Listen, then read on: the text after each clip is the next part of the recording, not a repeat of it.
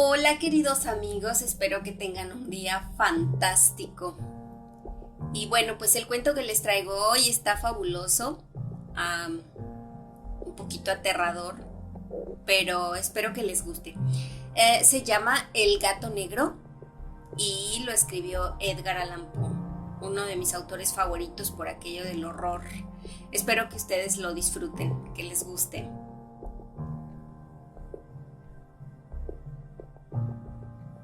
No espero ni pido que alguien crea en el extraño, aunque simple relato que me dispongo a escribir. O cuestaría si lo esperara. Cuando mis sentidos rechazan su propia evidencia. Pero no estoy loco y sé muy bien que esto no es un sueño. Mañana voy a morir y quisiera aliviar hoy mi alma. Mi propósito inmediato consiste en poner de manifiesto simple, sucintamente y sin comentarios, una serie de episodios domésticos. Las consecuencias de estos episodios me han aterrorizado, me han torturado y, por fin, me han destruido. Pero no intentaré explicarlos. Si para mí han sido horribles, para otros resultarán menos espantosos que barrocos. Más adelante tal vez aparecerá alguien cuya inteligencia reduzca mis fantasmas a lugares comunes. Una inteligencia más serena, más lógica y mucho menos excitable que la mía, capaz de ver en las circunstancias que temerosamente describiré una vulgar sucesión de causas y efectos naturales. Desde la infancia me destaqué por la docilidad y bondad de mi carácter.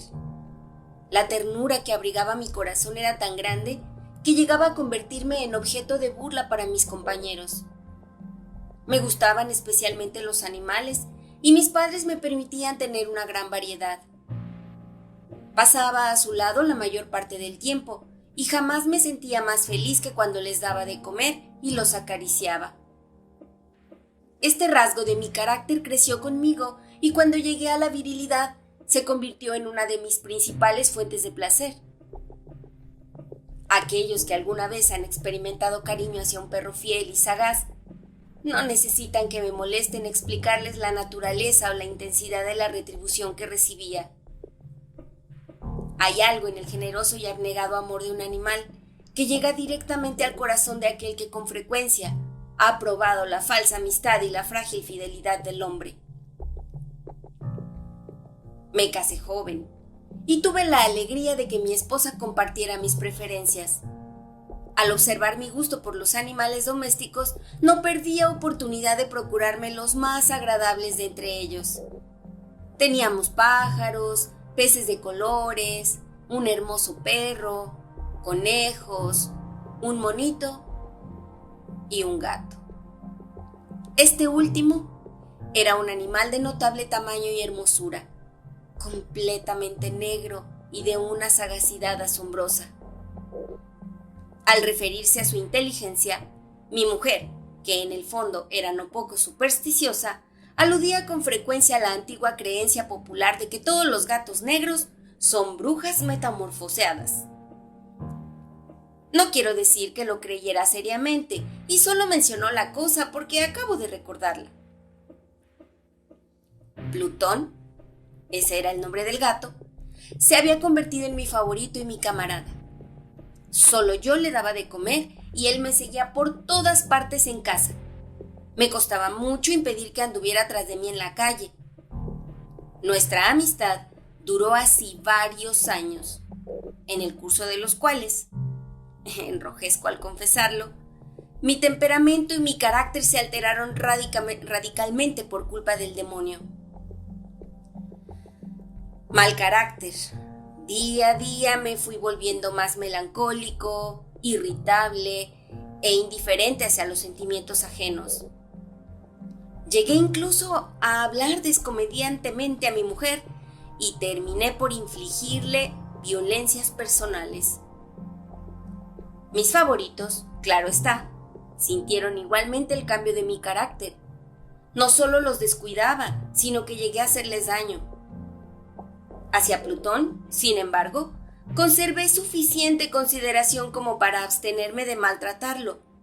cosa que no hacía con los conejos, el mono y hasta el perro, cuando por casualidad o movidos por el afecto se cruzaban en mi camino. Mi enfermedad se iba agravando. ¿Qué enfermedad es comparable al alcoholismo? Y finalmente, el mismo Plutón, que ya estaba viejo y por tanto algo enojadizo, empezó a sufrir las consecuencias de mi mal humor. Una noche en que volví a casa completamente embriagado, después de una de mis correrías por la ciudad, me pareció que el gato evitaba mi presencia. Lo alcé en brazos, pero asustado por mi violencia, me mordió ligeramente en la mano. Al punto, se apoderó de mí una furia demoníaca y ya no supe lo que hacía. Fue como si la raíz de mi alma se separara de golpe de mi cuerpo. Una maldad más que diabólica, alimentada por la ginebra, estremeció cada fibra de mi ser. Sacando del bolsillo del chaleco un cortaplumas, lo abrí mientras sujetaba al pobre animal por el pescuezo y deliberadamente le hice saltar un ojo. Enrojezco. Me abrazo. Tiemblo mientras escribo tan condenable atrocidad.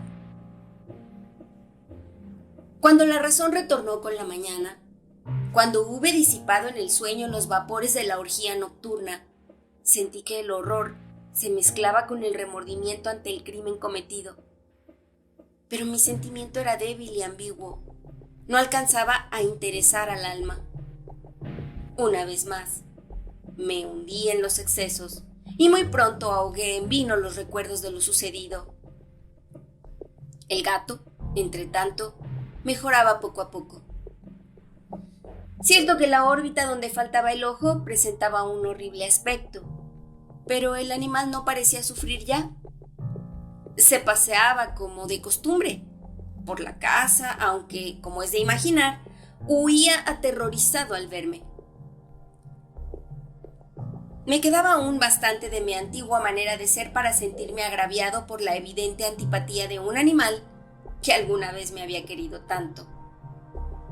Pero ese sentimiento no tardó en ceder paso a la irritación, y entonces, para mi caída final e irrevocable, se presentó el espíritu de la perversidad. La filosofía no tiene en cuenta este espíritu, y sin embargo, tan seguro estoy de que mi alma existe como de que la perversidad es uno de los impulsos primordiales del corazón humano, una de las facultades primarias e indivisibles, uno de esos sentimientos que dirigen el carácter del hombre. ¿Quién no se ha sorprendido a sí mismo 100 veces en momentos en que cometía una acción tonta o malvada por la simple razón de que no debía cometerla? ¿No hay en nosotros una tendencia permanente que enfrenta descaradamente al buen sentido? ¿Una tendencia a transgredir lo que constituye la ley por el solo hecho de serlo?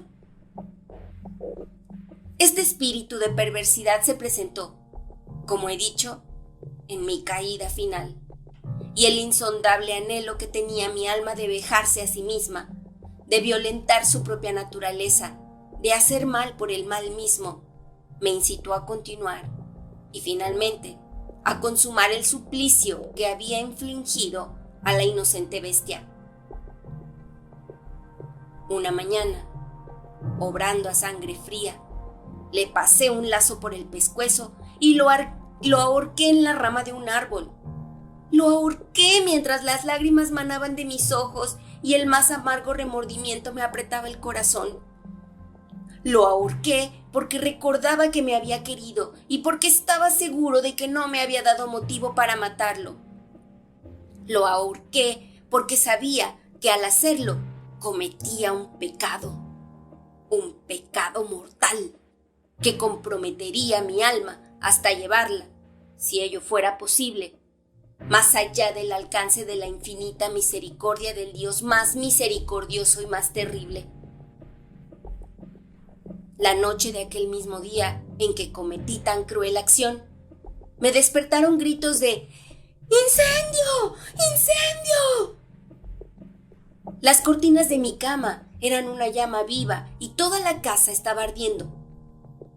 Con gran dificultad pudimos escapar de la conflagración mi mujer, un sirviente y yo. Todo quedó destruido. Mis bienes terrenales se perdieron y desde ese momento tuve que resignarme a la desesperanza. No incurriré en la debilidad de establecer una relación de causa y efecto entre el desastre y mi criminal acción. Pero estoy detallando una cadena de hechos y no quiero dejar ningún eslabón incompleto. Al día siguiente del incendio, acudí a visitar las ruinas. Todas, salvo una, las paredes se habían desplomado. La que quedaba en pie era un tabique divisorio de poco espesor, situado en el centro de la casa y contra el cual se apoyaba antes la cabecera de mi lecho. El yeso había quedado a salvo de la acción del fuego, cosa que atribuía a su reciente aplicación. Una densa muchedumbre habíase reunido frente a la pared y varias personas parecían examinar parte de la misma con gran atención y detalle. Las palabras «¡Oh, extraño! ¡Qué curioso!» y otras similares excitaron mi curiosidad. Al aproximarme, vi que en la blanca superficie, grabada como un bajorrelieve, aparecía la imagen de un gigantesco gato. El contorno tenía una nitidez verdaderamente maravillosa. Había una soga alrededor del pescuezo del animal. Al descubrir esta aparición, ya que no podía considerarla otra cosa, me sentí dominado por el asombro y el terror. Pero la reflexión vino luego en mi ayuda. Recordé que había ahorcado al gato en un jardín contiguo a la casa. Al producirse la alarma del incendio, la multitud había invadido inmediatamente el jardín. Alguien debió de cortar la soga y tirar al gato en mi habitación por la ventana abierta. Sin duda, habían tratado de despertarme en esa forma. Probablemente la caída de las paredes comprimió a la víctima de mi crueldad contra el yeso recién aplicado, cuya cal, junto con la acción de las llamas y el amoníaco del cadáver, produjo la imagen que acababa de ver. Si bien, en esta forma, quedó satisfecha mi razón, ya que no mi conciencia, sobre el extraño episodio, lo ocurrido impresionó profundamente mi imaginación. Durante muchos meses no pude librarme del fantasma del gato, y en todo ese tiempo dominó mi espíritu un sentimiento informe que se parecía, sin serlo, al remordimiento. Llegué al punto de lamentar la pérdida del animal y buscar, en los viles antros que habitualmente frecuentaba, algún otro de la misma especie y apariencia que pudiera ocupar su lugar. Una noche, en que, borracho a medias, me hallaba en una taberna más que infame, reclamó mi atención algo negro posado sobre uno de los enormes toneles de ginebra que constituían el principal mobiliario del lugar. Durante algunos minutos había estado mirando dicho tonel y me sorprendió no haber advertido antes la presencia de la mancha negra en lo alto. Me aproximé y la toqué con la mano. Era un gato negro muy grande, tan grande como Plutón, y absolutamente igual a este, salvo un detalle. Plutón no tenía el menor pelo blanco en el cuerpo, mientras este gato mostraba una vasta, aunque indefinida mancha blanca que le cubría casi todo el pecho. Al sentirse acariciado se enderezó prontamente, ronroneando con fuerza. Se frotó contra mi mano y pareció encantado de mis atenciones. Acababa, pues, de encontrar el animal que precisamente andaba buscando. De inmediato, propuse su compra al tabernero, pero me contestó que el animal no era suyo y que jamás lo había visto antes ni sabía nada de él. Continué acariciando al gato, y cuando me disponía a volver a casa, el animal pareció dispuesto a acompañarme. Le permití que lo hiciera, deteniéndome una y otra vez para inclinarme y acariciarlo. Cuando estuvo en casa, se acostumbró a ella de inmediato y se convirtió en el gran favorito de mi mujer. Por mi parte, pronto sentí nacer en mí una apatía hacia aquel animal. Era exactamente lo contrario de lo que había anticipado, pero sin que pueda decir cómo ni por qué. Su marcado cariño por mí me disgustaba y me fatigaba. Gradualmente, el sentimiento de disgusto y fatiga creció hasta alcanzar la amargura del odio. Evitaba encontrarme con el animal. Un resto de vergüenza y el recuerdo de mi crueldad de antaño me impedían maltratarlo. Durante algunas semanas me abstuve de pegarle o de hacerlo víctima de cualquier violencia, pero gradualmente, muy gradualmente, llegué a mirarlo con inexpresable odio y a huir en silencio de su detestable presencia, como si fuera una emanación de la peste. Lo que sin duda contribuyó a aumentar mi odio fue descubrir, a la mañana siguiente de haberlo traído a casa, que aquel gato, igual que Plutón, era tuerto. Esta circunstancia fue precisamente la que lo hizo más grato a mi mujer, quien, como ya dije, poseía en alto grado esos sentimientos humanitarios que alguna vez habían sido mi rasgo distintivo y la fuente de mis placeres más simples y más puros. El cariño del gato por mí parecía aumentar en el mismo grado que mi aversión. Seguía mis pasos con una pertinencia que me costaría hacer entender al lector. Dondequiera que me sentara venía a ovillarse bajo mi silla o saltaba a mis rodillas prodigándome sus odiosas caricias. Si echaba a caminar, se metía entre mis pies, amenazando con hacerme caer. O bien, clavaba sus largas y afiladas uñas en mis ropas para poder trepar hasta mi pecho. En esos momentos, aunque ansiaba aniquilarlo de un solo golpe, me sentía paralizado por el recuerdo de mi primer crimen, pero sobre todo, quiero confesarlo ahora mismo, por un espantoso temor al animal. Aquel temor no era precisamente miedo de un mal físico, y sin embargo me sería imposible definirlo de otra manera. Me siento casi avergonzado de reconocer, sí, aún en esta celda de criminales, me siento casi avergonzado de reconocer que el terror, el espanto que aquel animal me inspiraba, era intensificado por una de las más insensatas quimeras que sería dado concebir. Más de una vez, mi mujer me había llamado la atención sobre la forma de la mancha blanca de la cual ya he hablado, y que constituía la única diferencia entre el extraño animal y el que yo había matado. El lector recordará que esta mancha, aunque grande, me había parecido al principio de forma indefinida, pero gradualmente, de manera tan imperceptible que mi razón luchó durante largo tiempo por rechazarla como fantástica, la mancha fue asumiendo un contorno de rigurosa precisión. Representaba ahora algo que me estremezco al nombrar, y por ello odiaba, temía y hubiera querido librarme del monstruo si hubiese sido capaz de atreverme. Representaba, digo, la imagen de una cosa atroz, siniestra, la imagen del lugar en que se ejecuta la pena de muerte, el patíbulo. ¡Oh!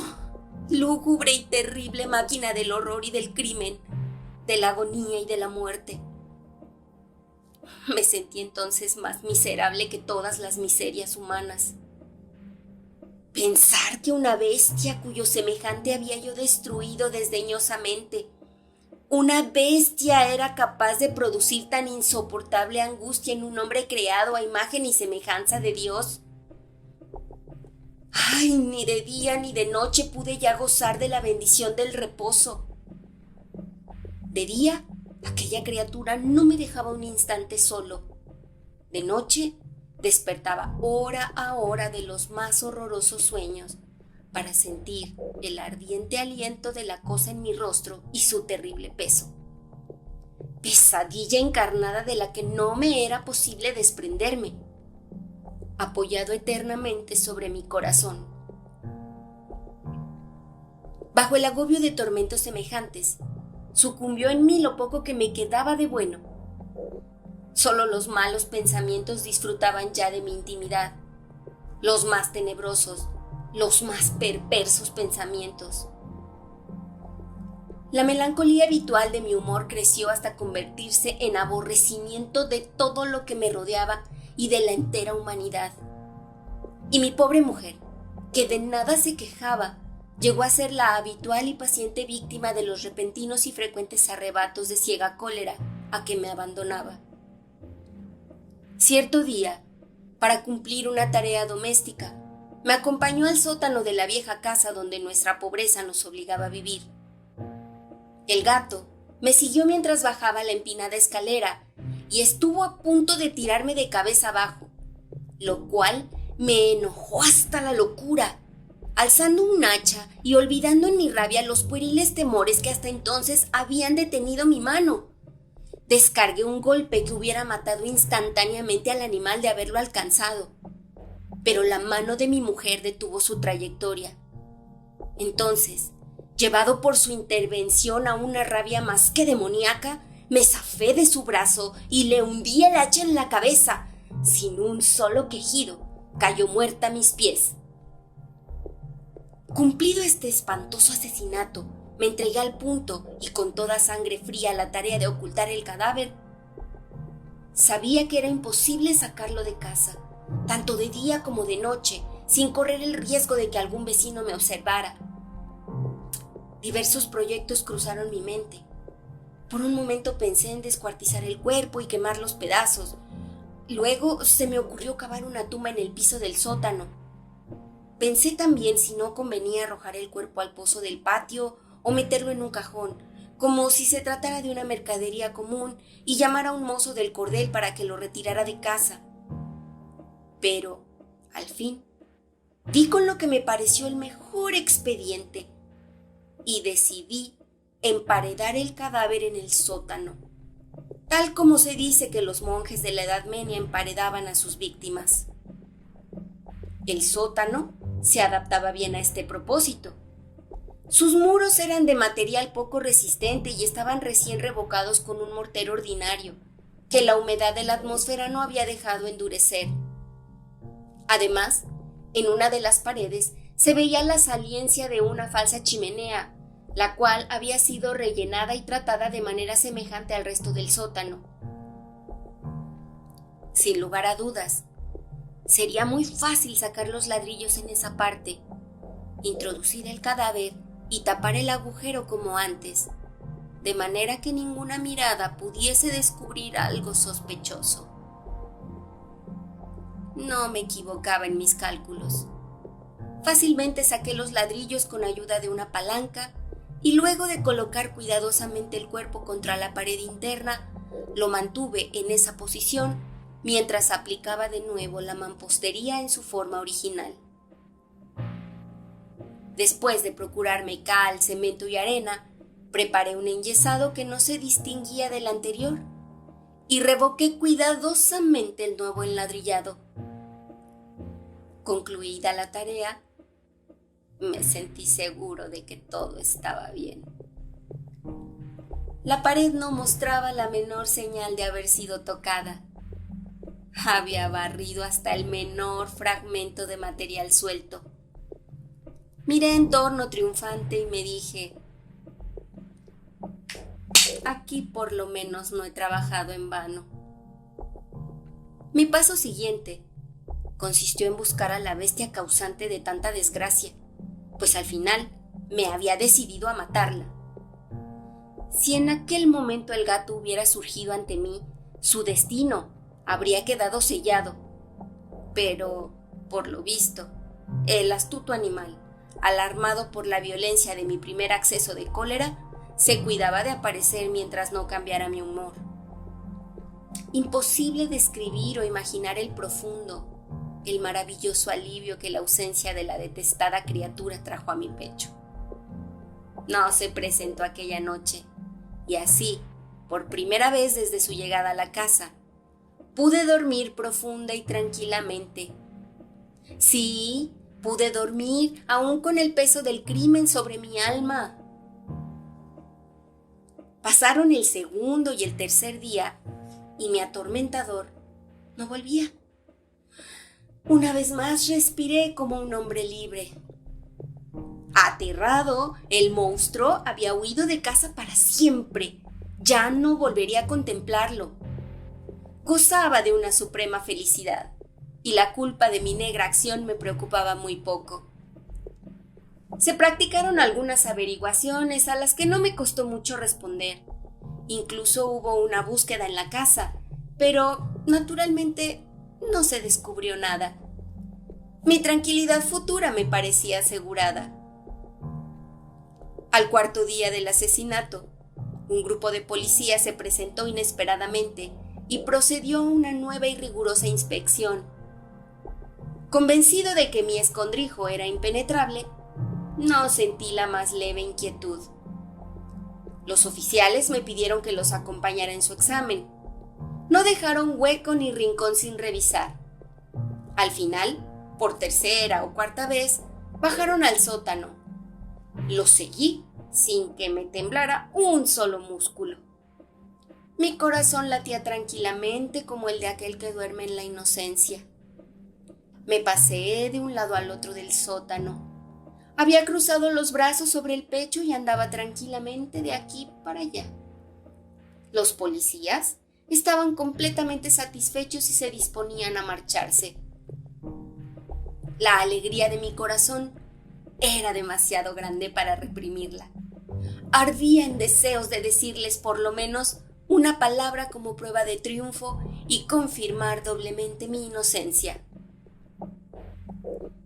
«Caballeros», dije por fin cuando el grupo subía la escalera, «me alegro mucho de haber disipado sus sospechas. Les deseo felicidad y un poco más de cortesía. Dicho sea de paso, caballeros, esta casa está muy bien construida». En mi frenético deseo de decir alguna cosa con naturalidad, casi no me daba cuenta de mis palabras. Repito que es una casa de excelente construcción. Estas paredes... ¿Ya se marchan ustedes, caballeros? Tienen una gran solidez. Y entonces, arrastrado por mis propias bravatas, golpeé fuertemente con el bastón que llevaba en la mano sobre la pared del enladrillado, tras del cual se hallaba el cadáver de la esposa de mi corazón. Que Dios me proteja y me libre de las garras del archidemonio. Apenas había cesado el eco de mis golpes cuando una voz respondió desde dentro de la tumba, un quejido sordo y entrecortado al comienzo, semejante al sollozar de un niño, que luego creció rápidamente hasta convertirse en un largo, agudo y continuo alarido anormal, como inhumano, un aullido, un clamor de lamentación, mitad de horror, mitad de triunfo, como solo puede haber brotado en el infierno de la garganta de los condenados en su agonía y de los demonios exultantes en la condenación. Hablar de lo que pensé en ese momento sería una locura. Presa de vértigo, fui tambaleándome hasta la pared opuesta. Por un instante, el grupo de hombres en la escalera quedó paralizado por el terror. Luego, una docena de robustos brazos atacaron la pared que cayó de una pieza. El cadáver, ya muy corrompido y manchado de sangre coagulada, apareció de pie ante los ojos de los espectadores. Sobre su cabeza, con la roja boca abierta y el único ojo como de fuego, estaba agazapada la horrible bestia, cuya astucia me había inducido al asesinato y cuya voz delatora me entregaba al verdugo. había emparedado al monstruo en la tumba.